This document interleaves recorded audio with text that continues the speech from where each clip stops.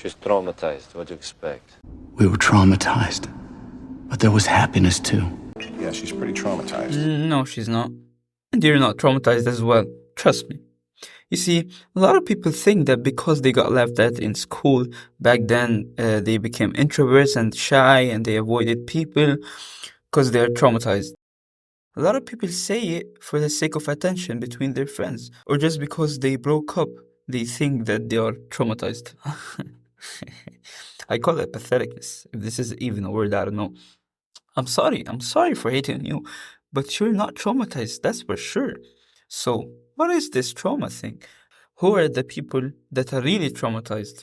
And how it affected their brains that it restructured their way of thinking and acting for the rest of their lives? It's getting big, right? Let's head to it. Traumas are real, but is everyone really traumatized to the extent that it literally affected their brains for the rest of their lives? When we look back in the 19th century, we can see physicians like Brewer and Sigmund Freud presented a phenomenon called hysteria that was mostly associated with women. And this hysteria thinks symptoms we now associate with trauma, and they also linked hysteria symptoms with past forgotten events or with suppressed feelings from the past. We stood with this example till World War One, when the term shell shock emerged, which reflected the anxiety soldiers had after the war due to the boom boom noises, the blasts of war, and all that stuff, which actually sound traumatizing, to be fair.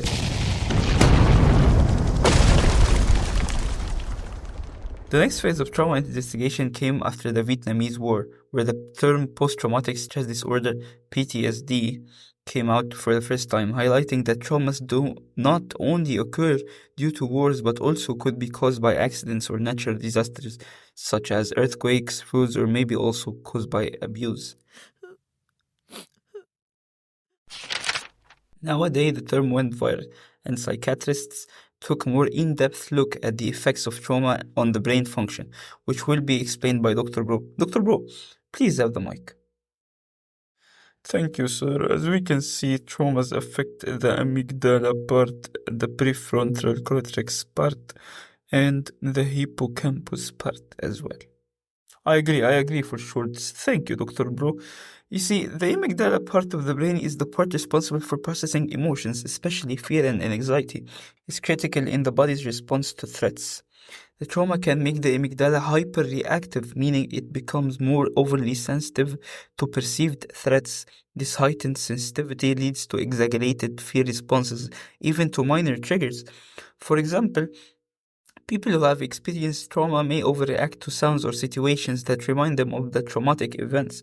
People may develop hypervigilance and always high alert or experience intense emotional responses, such as panic attacks, as the brain starts to interpret ordinary situations as dangerous. When we look at the prefrontal cortex, which is involved in higher order thinking, impulse control, and rational decision making, it helps regulate the emotional responses initiated by the amygdala. And the trauma can suppress the activity of the prefrontal cortex, impairing a person's ability to think logically, control impulses, and regulate emotions. This means that you can't control your emotions anymore when something triggers you. You can't control even your impulse rate, which is severely dangerous on your health. And also, you can't control the way you think. You can't think in a logical way. This effect makes it harder for people to rationalize their fears or manage strong emotions, often resulting in impulsive reactions and poor judgment. And people with trauma may struggle to make decisions or may react irrationally, particularly in stressful situations. This can manifest as anger outbursts, poor coping strategies, or an inability to think clearly when overwhelmed. And for the most important part for me is the hippocampus. You see, the hippocampus is essential for creating and storing new memories, and it helps distinguish between past and present experiences. Trauma can cause the hippocampus to shrink, affecting its ability to store and retrieve memories accurately. This reduction can lead to fragmented memories and difficulties distinguishing between the traumatic past and the present. As a result, people may experience flashbacks or be stuck in past traumatic events, reliving them as if they're happening now. Memory impairment can cause confusion or trouble forming new positive memories, leading to a cycle where people are haunted by past trauma and unable to create healing experiences. This reveals the ugly truth that traumas are not only framed into some hysterias or panic attacks or waking up in the middle of the night because you had a bad nightmare about the war you've been to or about that guy that tried to abuse you when you were 7. Uh, but traumas can actually affect the way you think, react, and socialize with people for the rest of your life. It's mental, I know. When we look at one of the most inspiring stories is the tale of Charles Dickens. You know Charles Dickens, sure. He's one of the most famous writers in the Victorian era, endured deep childhood trauma that shaped both his writing and his character. He was born into a poor family in London. When he was just 12, his father got sent to prison, and young Dickens was forced to work in a factory that made shoe polish, where he was exposed to harsh working conditions. He felt abandoned by his parents and witnessed his family's financial collapse, which left him feeling unloved and neglected. This experience deeply affected Dickens, leaving him with a lifelong sense of injustice and a desire to advocate for the poor. He later wrote about these childhood experiences in his novels, particularly in works like David Copperfield and Oliver Twist, which are really famous now. Dickens channeled his anger and trauma into his writing, using his success to raise awareness about social issues, including child labor, class inequality, and the mistreatment of the poor.